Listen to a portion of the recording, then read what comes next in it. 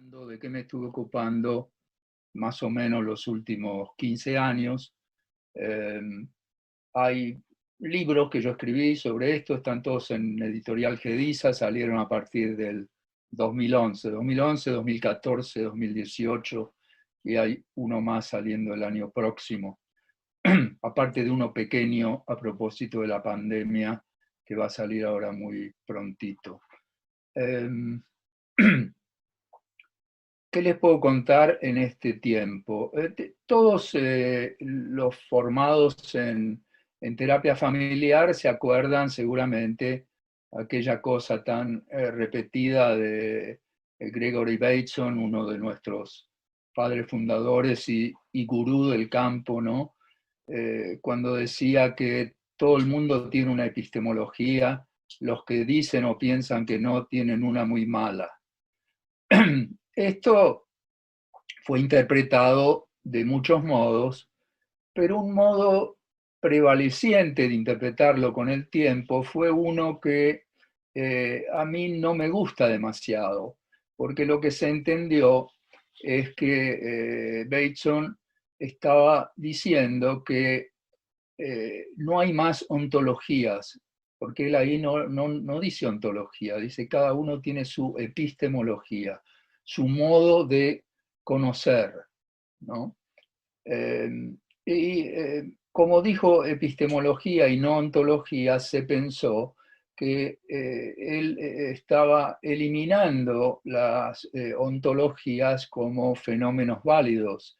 Es decir, que ya no había más que hablar de las cosas que existen, independientemente de que uno las conozca o no las conozca, sino que bastaba con poner el acento, poner el foco en nuestras epistemologías, que se dedican a cómo conocemos, cómo nos relacionamos con lo que conocemos, y ahí es que se agregó pronto el cómo construimos lo que existe.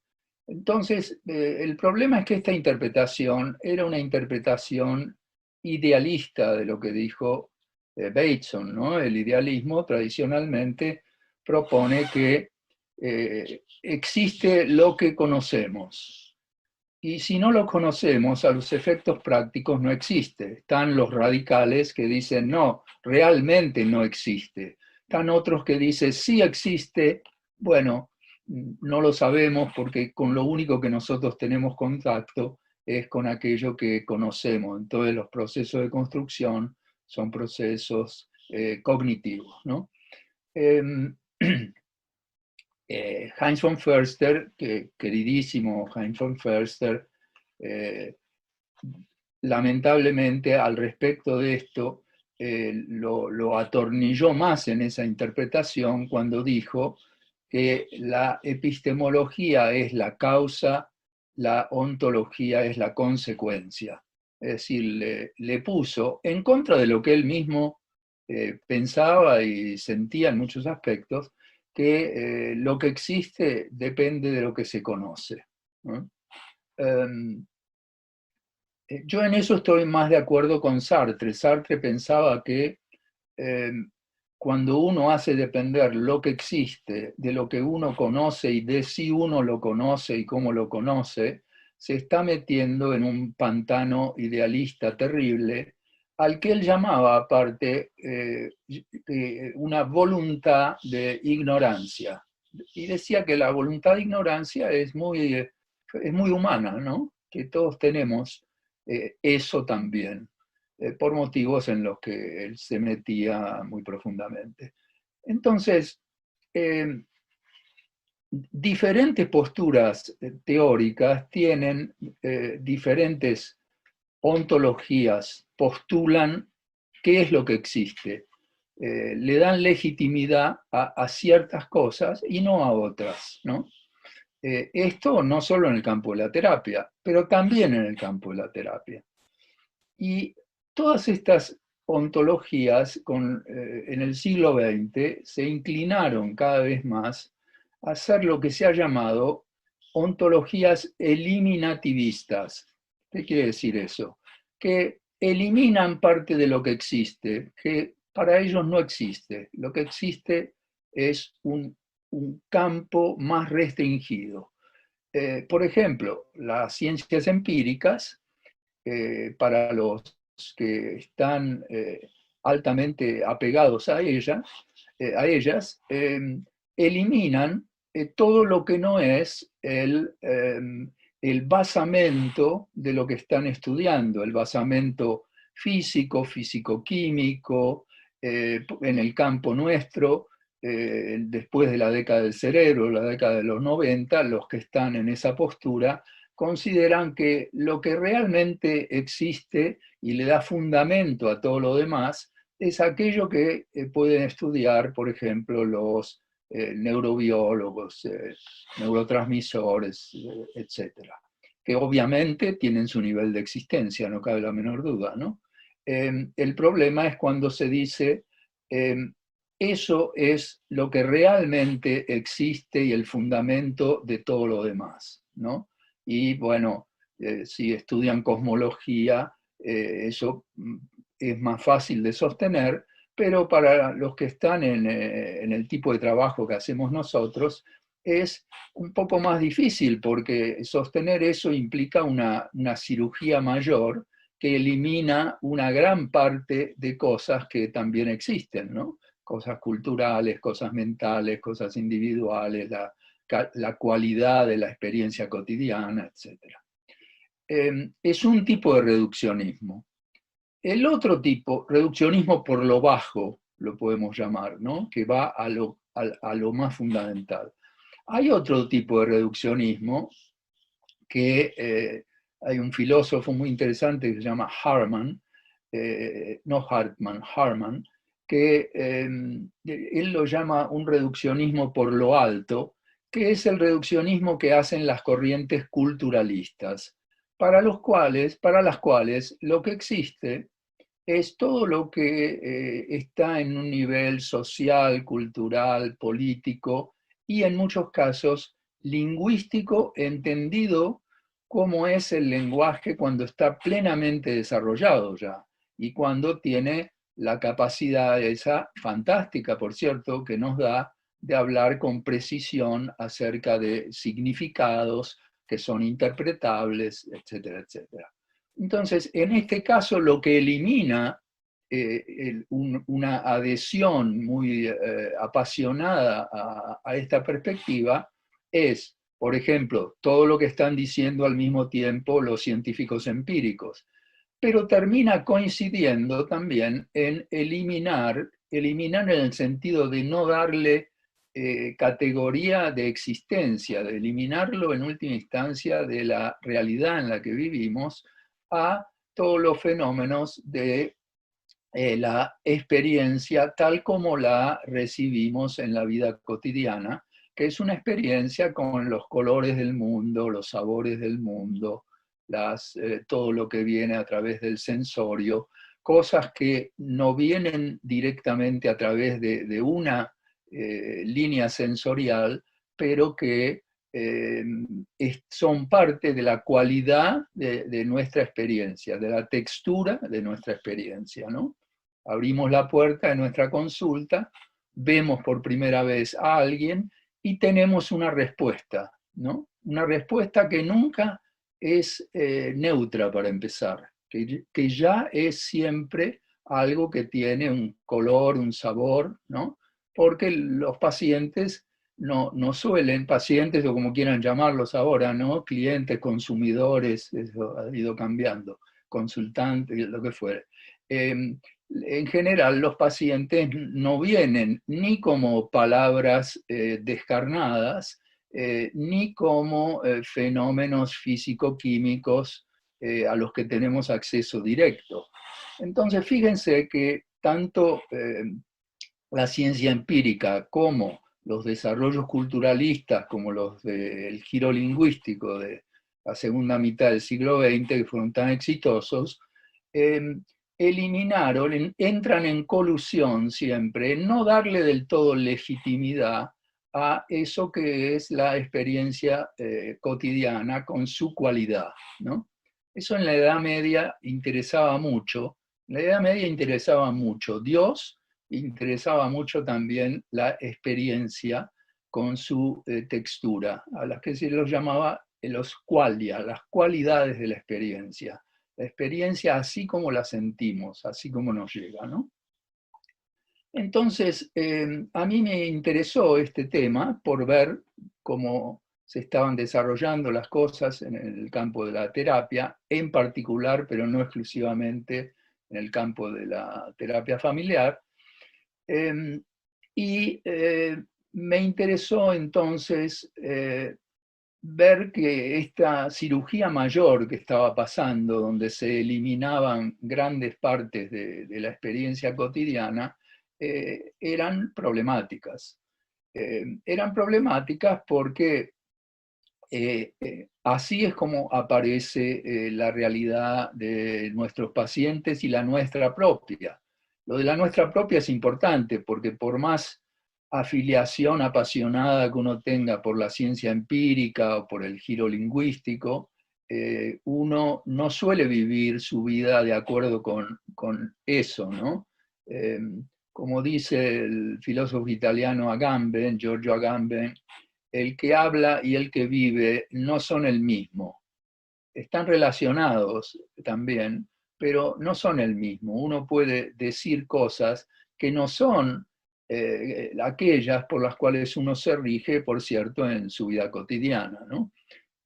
Y esto le pasa a cada uno de nosotros. Es decir, el lenguaje tiene esta capacidad de desprenderse una vez que está plenamente desarrollado y tiene acceso a hacer abstracciones, que son muy útiles por otra parte, pero tiene el riesgo permanente de desprenderse de la experiencia corporal, de la experiencia sensorial, de la materialidad de la vida, etcétera, etcétera.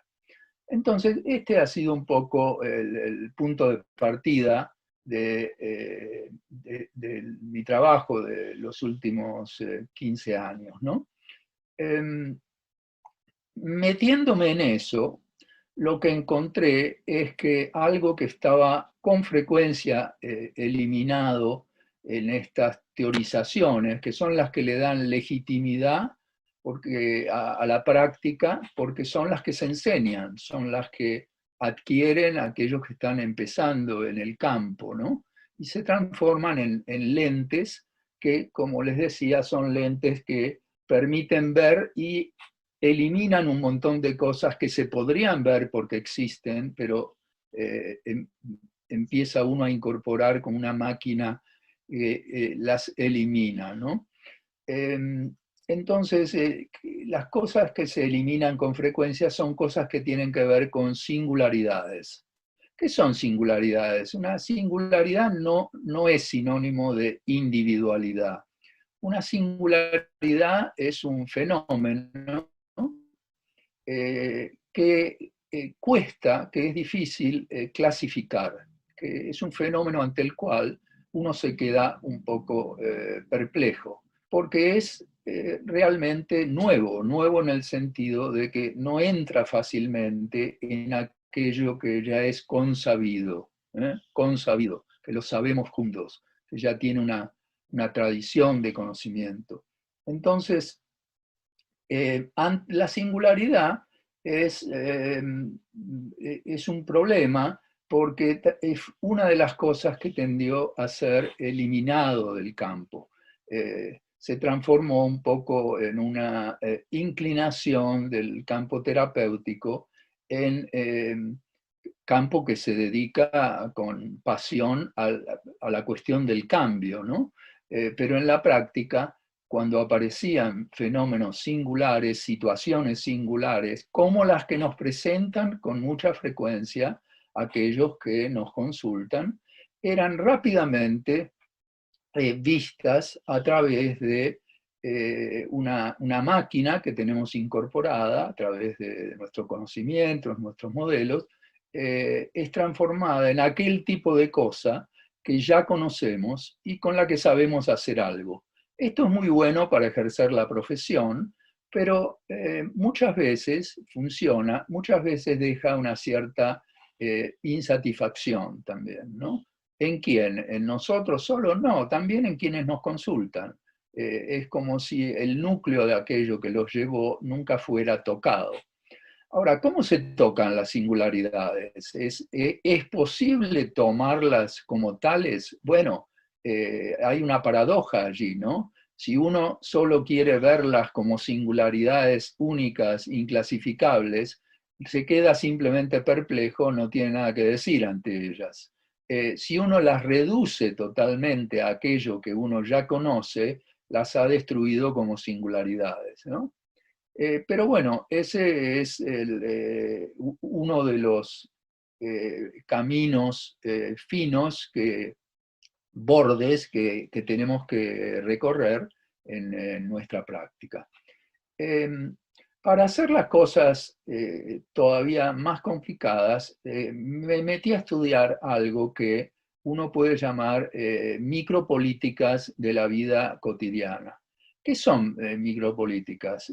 Bueno, ¿por qué lo de micro? Bueno, porque está la política, la gran política, ¿no? La política del Estado, la política de los partidos políticos, la política de la que en general leemos en los diarios, en los titulares, ¿no? Con los grandes personajes, detrás de los cuales hay organizaciones gubernamentales, etc.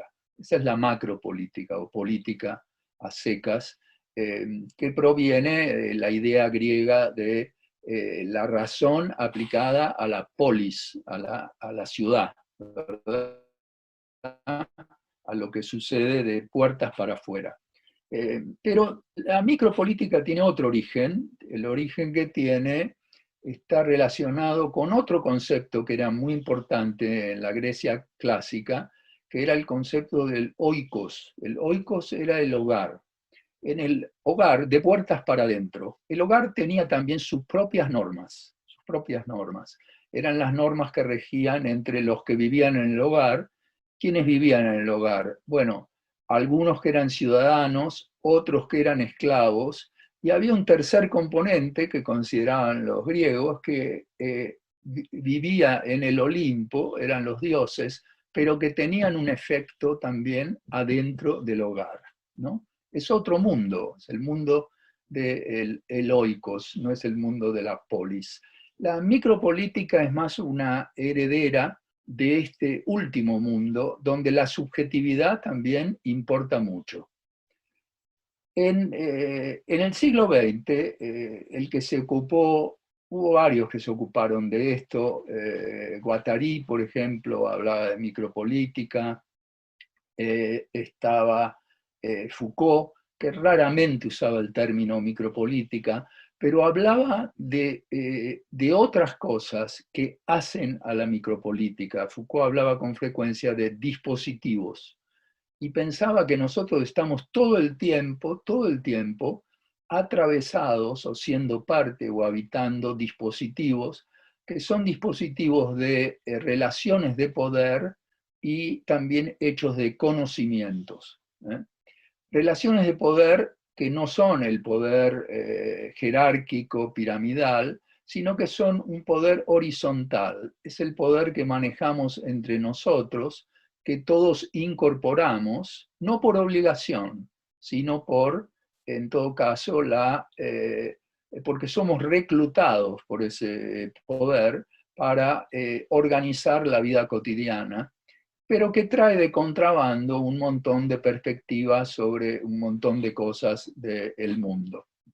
Pero es importante subrayar que no estamos determinados totalmente o obligados totalmente, no son sistemas coercitivos, ¿verdad? Son sistemas hegemónicos, pero hegemónicos no como se entiende en general, que es justamente como un sistema coercitivo que obliga, sino como un sistema que uno adopta en libertad. No es una libertad absoluta, porque uno está expuesto a la presión social, está expuesto a la propaganda, está expuesto a muchas cosas, pero no es un sistema donde tenemos un revólver en la sien todo el tiempo obligándonos a actuar así, ¿no? Entonces, la cuestión es que tenemos que encontrar modos también de que estas micropolíticas no eliminen totalmente nuestra posibilidad de dar cuenta de cosas que se han transformado en malas palabras, ¿no? Como la singularidad, como cosas que son verdad independientemente de quién las conozca o de si hay alguien que en ese momento está expuesto a ellas o no, con fenómenos también que tienen que ver con el simplemente estar en un mundo donde uno en principio no tiene por qué eliminar ninguna parte de él, ¿no? Entonces, me están diciendo que ya queda poco tiempo. ¿Cómo se sale de esto? No se sale de ningún modo permanente, es una tensión permanente la de encontrar espacios que permitan dar cuenta de estas singularidades, y estas no son cosas extraordinarias, son cosas también a las que estamos abiertos, son apariciones del mundo que vienen a través de imágenes que parecen impertinentes a veces, pero que nos abren puertas a lugares para recorrer en las sesiones con nuestros pacientes. Yo le he dado por llamar a estas apariciones a través de imágenes eventos poéticos, no porque pienso que haya que hacer poesía. Poiesis quiere decir no solo esto que tomó Maturana para hablar de la biología del conocer y de la biología humana y la biología en general, sino que poiesis también quiere decir aquello que aparece, aquello que nace a la presencia. Y nosotros estamos permanentemente expuestos a cosas que aparecen, que parecen impertinentes. Esto se puede ver claramente si uno analiza sesiones de terapia, no llevado simplemente por encontrar aquello que el modelo te dice que tenés que encontrar, sino para encontrar justamente las excepciones al modelo, las cosas las montones de cosas que uno hace y caminos en los que se mete que no están llevados por nuestros modelos, están llevados por una respuesta a la situación en ese momento, que tiene en parte responde en parte a una tradición en la que hemos aprendido, que no es solo la tradición profesional, tiene que ver con nuestros aprendizajes en la vida en general, familiares, etc.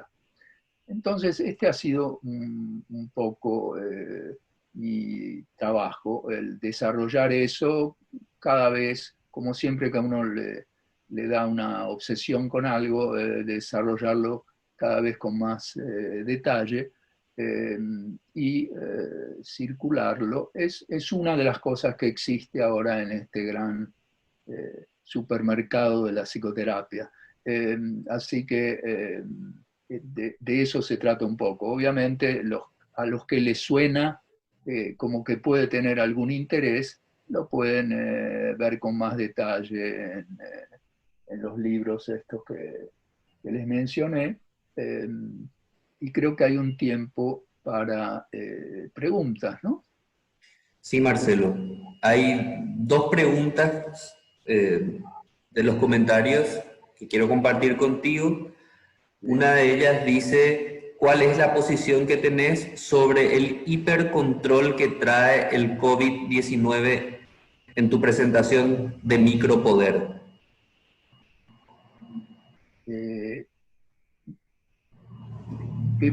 ¿Cómo influye el COVID-19? Sí. Bueno, hay que diferenciar dos cosas. Una cosa es el virus y la enfermedad que produce, enfermedad que surge en el punto de contacto entre el virus y los procesos inmunitarios que tenemos todos los seres vivos más o menos complejos, ¿no? Otra cosa es el fenómeno pandémico. En el fenómeno pandémico hay más que el virus versus la inmunidad. Es el virus, la inmunidad, las respuestas sociales, culturales, políticas, las desigualdades preexistentes que se pusieron a la vista muy claramente, y los mitos que se movilizan en las respuestas humanas ante todo esto. Esto de los mitos es muy importante, ¿no? En el librito este que les comentaba, que acabo de escribir sobre la pandemia, pongo mucho acento en los mitos que se han movilizado durante este proceso, que es un proceso, no es puro, es un proceso híbrido, múltiple de la pandemia, ¿no?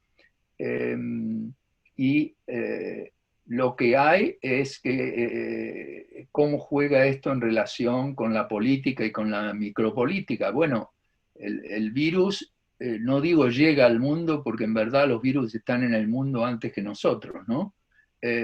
Pero se incorpora como un fenómeno montado sobre las sociedades tal como están estructuradas. Y ha sido un tremendo revelador, ¿no? De cosas que sabíamos. Esto es interesante, no son cosas nuevas. No es que no sepamos que hay eh, desigualdades en los sistemas de salud, desigualdades en los modos de vida de las personas, pero le han dado una intensidad existencial a eso que a veces no estaba allí, ¿no? Entonces, ha hecho que muchas cosas que ya sabíamos nos tocaran de un modo que antes no nos tocaban. ¿Por qué? Porque las micropolíticas que puntúan nuestra vida cotidiana tienen grandes escotomas, ¿no? Puntos ciegos. El virus está siendo un revelador de muchos de esos puntos ciegos, ¿no? Eh, y desde ese punto de vista, podría ser, da la oportunidad de que empezar a tener más en cuenta algunas cosas que son difíciles de tener en cuenta, dado cómo están organizadas nuestras sociedades, ¿no? Eh, pero no soy ni de los catastrofistas que piensan que de esto va a salir una sociedad tipo hobbesiana, donde vamos a estar más o menos matándonos los unos a los otros abiertamente, más abiertamente. Ni tampoco soy un utopista, porque también ha habido mucho utopismo como respuesta, ¿no? En relación con la pandemia. Una especie de idea de que, bueno, esta vez sí que vamos a aprender y de ahora en más sí que nos vamos a portar bien. No me parece que vaya a pasar ninguna de las dos cosas, pero bueno, como profeta soy tan bueno como cualquiera, ¿no? Pero simplemente no me parece que vaya a haber un fenómeno ni de catástrofe total, ni de fin de mundo, ni de algún utopismo que finalmente se va a hacer efectivo, ¿no? Un poco como cuando los chicos lloran después de hacer una travesura y dicen, no lo voy a hacer más, no lo voy a hacer más, ¿no? En general somos bastante conservadores una vez que el virus pase, lo cual no parece estar cercano, no parece estar cercano. Eh, Seguramente cada cual correrá a su puesto y se tratarán de restituir las formas habituales. Quizás no sea posible hacerlo totalmente y eso puede dar buenas oportunidades, ¿no?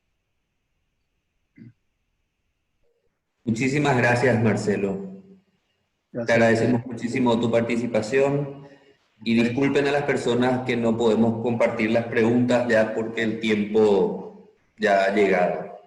Sí, Te agradecemos le- mucho, Marcelo. les doy mi mail, que es mpakman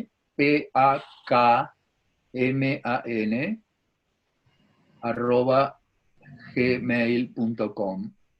Si alguno quiere, con gusto, si alguno quiere compartir esas preguntas que no pudieron contestar, con gusto algo le digo. Excelente.